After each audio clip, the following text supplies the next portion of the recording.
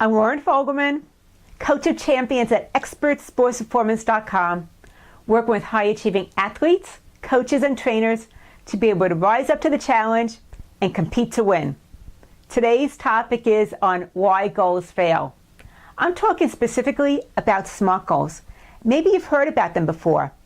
And similar to New Year's resolutions where people have forgotten their New Year's Eve promises 2 weeks into January, SMART goals just don't keep most athletes engaged for the long run. And there's a reason why. First of all, SMART goals are specific. They go through the who, what, where, when, why. And it's just not big enough for athletes that really love the challenge and are going for something really big. It doesn't keep them engaged. It's a little bit boring, basically. Afterwards is the measurable part.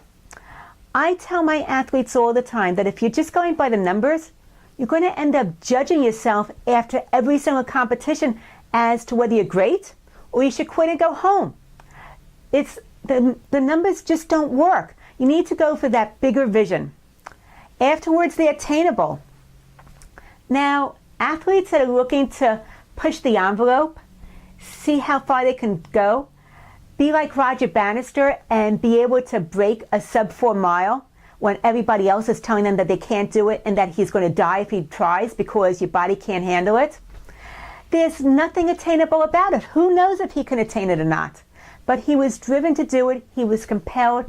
There was no option not to. And the fact that people told him it wasn't possible actually made him dig in even deeper to make it possible.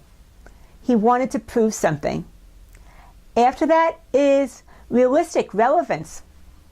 When you have a big vision, I don't know if it's realistic or not, but it's something that drives you. It's similar to Diana Nyad, who decided to swim the channel from Cuba to Miami. Was that a realistic thing to do? Absolutely not. Everybody told her that she was crazy.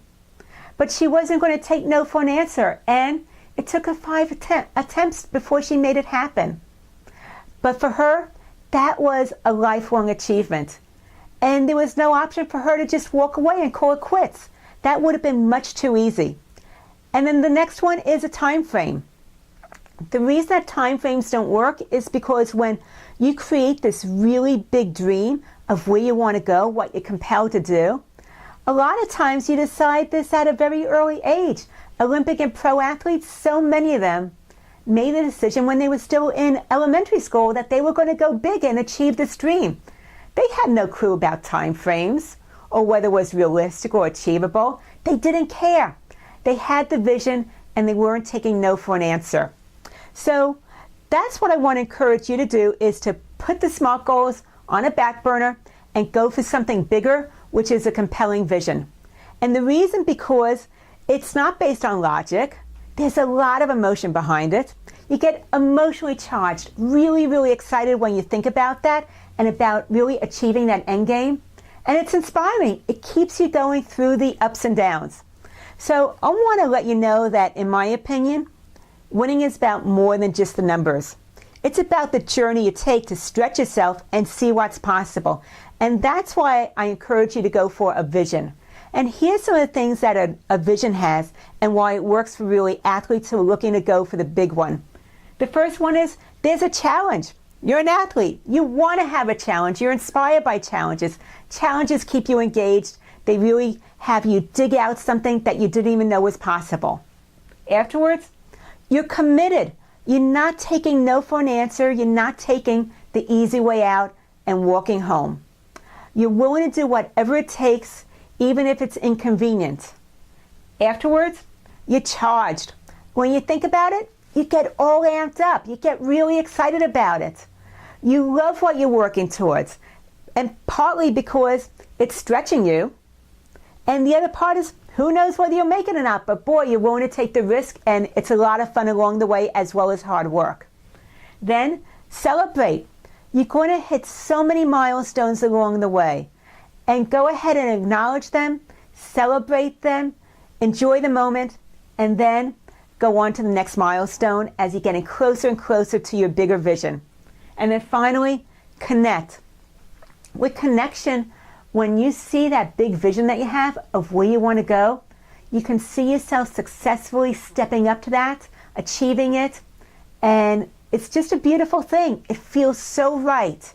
It's so real in your mind's eye.